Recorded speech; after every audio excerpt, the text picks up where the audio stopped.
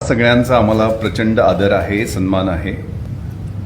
With due respect मी आपल्याला हे सांगू इच्छितो की मी एक भारतीय पोलीस सेवेतला अधिकारी आहे.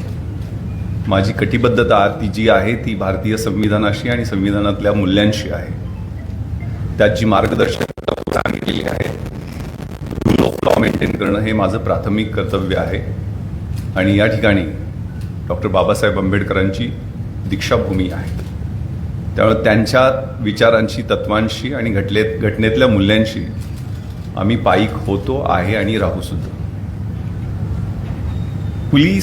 पोलिसिंग हे रिॲक्टिव्ह आणि प्रिव्हेंटिव्ह आणि प्रोॲक्टिव्ह हे तिन्ही स्वरूपांचं असतं.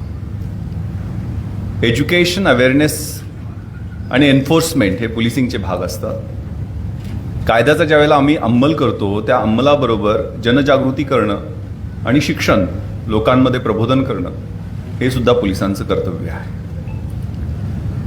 त्यामुळे ज्या सामाजिक, सांस्कृतिक संघटना असतात त्यांचे जे रचनात्मक आणि होकारात्मक कार्यक्रम होतात त्या कार्यक्रमामध्ये जाणं आणि तिथल्या युवकांना, वृद्धांना, मुलांना, स्त्रियांना मार्गदर्शन करणं, प्रबोधन करणं हे आमचं कर्तव्य आहे. अगदी 4 दिवसापासून या विषयावरती खूप चर्चा होत आहे. त्यामुळे मी हे सांगू इच्छितो की हा जो कार्यक्रम आहे तो 19 एप्रिलला आयोजित करण्यात आलेला होता. याचं निमंत्रण घेऊन सकल हिंदू समाज, सानपाडा इथले प्रतिनिधी माझ्याकडे आलेले होते. हे प्रतितयश आर्किटेक्ट्स, डॉक्टर्स, चार्टर्ड अकाउंटंट्स असे प्रतिनिधी मला निमंत्रण द्यायला आलेले होते. आणि ते निमंत्रण माझ्याकडे अजूनही आहे, ज्यामध्ये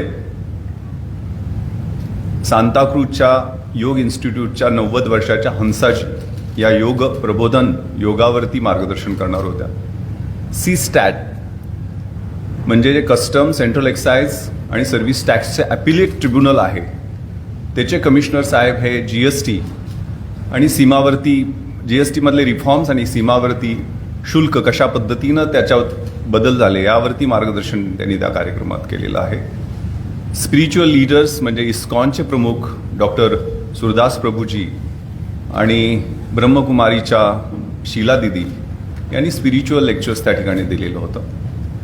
आणि या कार्यक्रमाचं निमंत्रण हे कुटुंबियांना म्हणजे त्यात महिला, मुलं, ज्येष्ठ नागरिक या सगळ्यांना बोलवण्यात आलेलं होतं.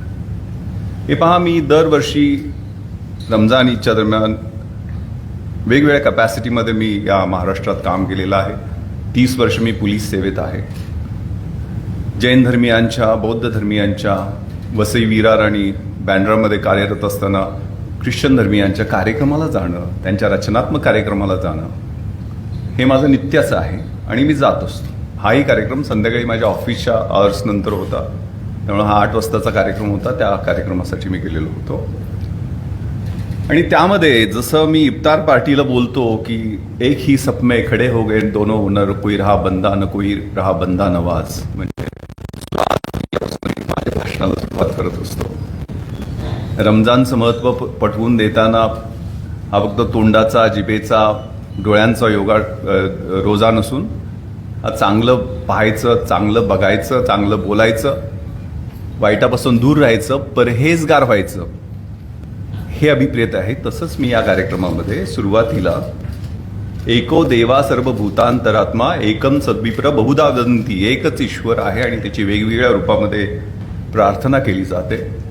मी या भाषणामध्ये तैत्तरीय उपनिषदामधला शांती मंत्र सांगितला, ज्याच्या क्लिप्स म्हणजे सिलेक्टिव्ह एक छोटीशी क्लिप ठेवली, पण दुसऱ्या पण क्लिप्स आहेत, आपण कृपया पाहाव्या.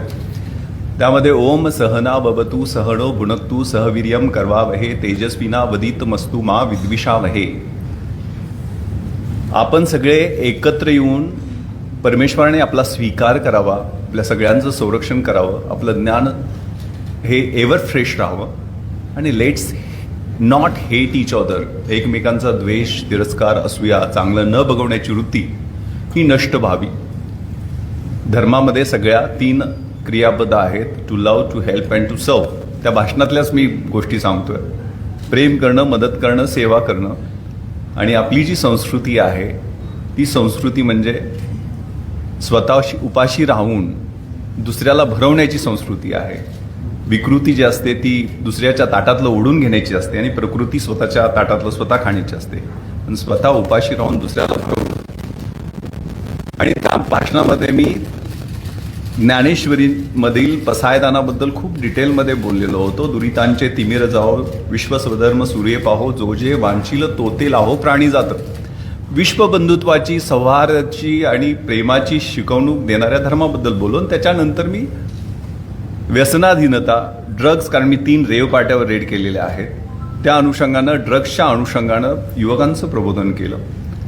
पोलीसमधल्या करिअरमधल्या संधी आणि सगळ्यात महत्त्वाचं प्रिव्हेन्शन ऑफ करप्शन ॲक्टबद्दल माहिती दिलेली आहे. पण हे रचनात्मक चांगलं होतं आणि चांगलं बोललेलो आहे.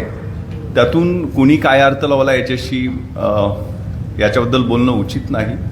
यामध्ये कुठल्याही कंडक्ट रूलचं मी भंग केलेला नाही.